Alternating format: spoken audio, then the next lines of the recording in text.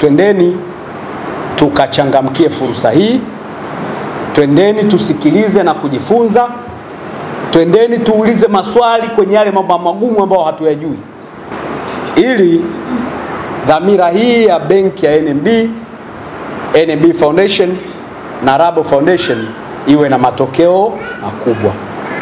Mafunzo yatakayotolewa hapa leo, maelezo yatakayotolewa hapa leo, mikakati na mipango ambayo mtatoka nayo hapa leo itaenda kuleta mageuzi makubwa kwenye uchakataji na ubanguaji wa zao la korosho na kuongeza thamani kwenye zao hilo na wananchi wetu kupata tija na ukuaji zaidi.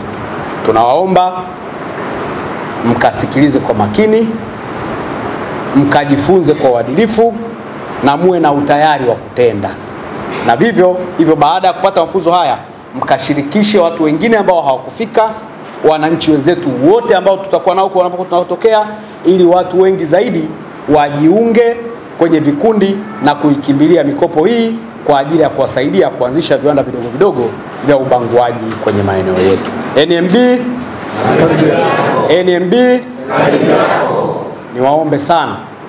niwaombe sana, twendeni tukachangamkie fursa hii kwa ajili ya maendeleo ya vijiji vyetu, kwa ajili ya maendeleo ya mtu binafsi, kwa ajili ya maendeleo ya familia zetu, lakini na taifa kwa ujumla.